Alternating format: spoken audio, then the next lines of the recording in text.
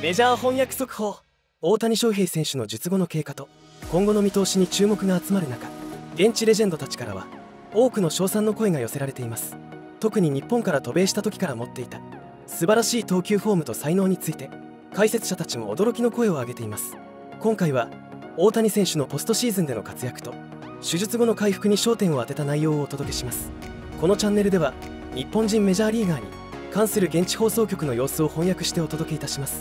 お見逃しのないよう今のうちにチャンネル登録をお願いいたします。This from the LA Dodgers. Shohei Ohtani today underwent successful arthroscopic surgery performed in Los Angeles by Dr. Neil Elatrache to repair a labrum tear that resulted from a left shoulder dislocation October 26th. He is expected to be ready for spring training. I know we always want to see our stars perform big, and ultimately Ohtani in the postseason was a disappointment, 767 OPS. But think about this. Think how tough he is, Zach, playing with a dislocated shoulder in the World Series. It was amazing. You could really see after that slide into second base, he had little resistance at all on anything that was on the outside of the plate. You go back to that fifth inning, and Garrett Cole just pumped fastball after fastball on that outer half. He just couldn't go out there and get it and surround it and put anything on it. Yeah, only 2 for 19 in the World Series. But I will say the LCS, he was great, right? He kind of struggled early on against the Padres, against the Mets, though he showed some of that Ohtani flair. He is a once-in-a-generational type player, and I am so excited to see him back on the mound next year. Yes. Because I'm telling you,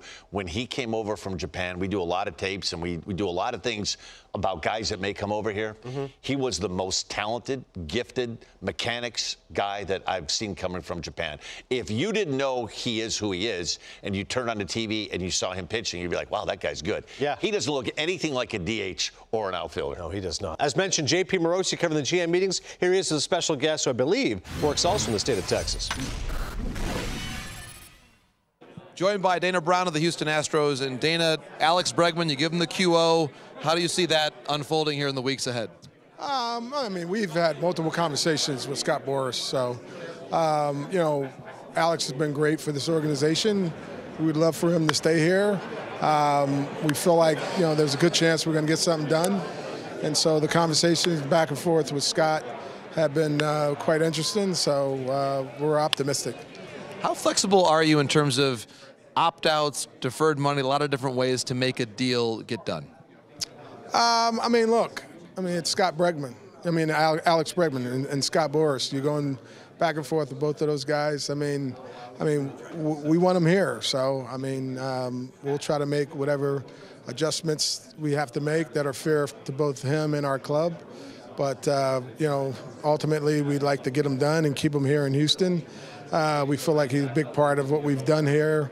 And he's been a big piece of what we've done here. So, you know, ultimately, we hope to get it done. In terms of additional priorities, Kyle Tucker, extension, where do things stand there? Yeah, I've talked to Casey Close as well. We've gone back and forth. Of course, we have the full year to get it done, you know, because he's locked up through 2025. And so another guy that's had a great career here, been a big part of all the winning here in Houston. And, you know, at some point, you know, we hope to narrow some things down and have some more conversations. But we've definitely had multiple conversations with, you know, Casey Close. Yusei Kikuchi made a great impact on your club from the trade deadline forward. Dana, how active have things been in terms of your conversations about bringing him back as well? Well, that's part of our Scott Boras conversation as well. You know, Kikuchi's time in Houston was really, really good. And so, you know, we would be excited to have him back as well. That would be a nice piece to add to our rotation. And so, you know, talking with Scott, you know, we're going to try. So, what's your sense of where Justin Verlander's plans are entering 2025? I'm talking to Mark Pieper today, so, you know, we'll know a little bit more about that. But again, JV's time here in Houston's been outstanding. Been a big part of the winning tradition here, and so we're going to talk with Mark and probably, you know a little bit more later about that. Got some free agents that are coming up. The 2025 upgrade. It's time to meet this starting lineup. Catcher Kyle Higashi.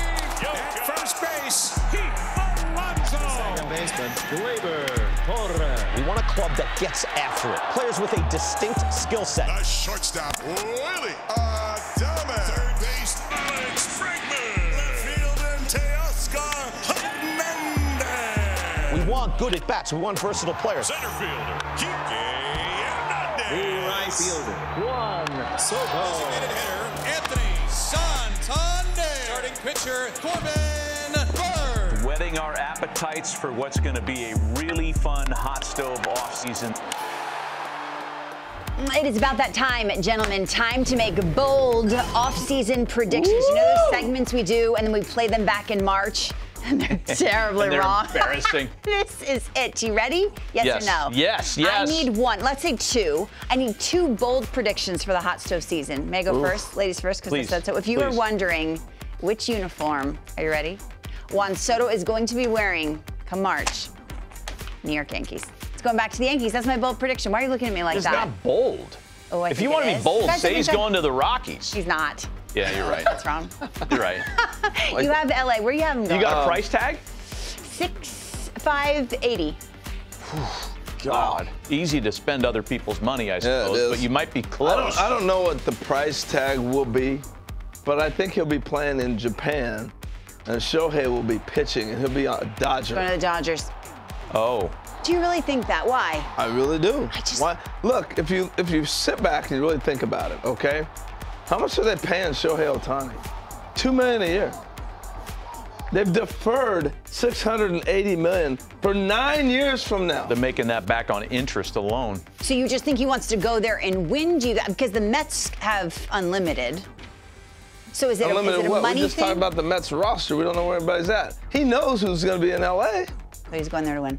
Wow. I mean, they've got $600 million, $680 million set to the side. Thanks, Shohei. You want to add players? God, you know how much we can add a player in Soto, and your deal isn't even paid yet. I was just going to say, you know how much more hated the Dodger brand would be in places like San Diego and San Francisco if Juan Soto signs there?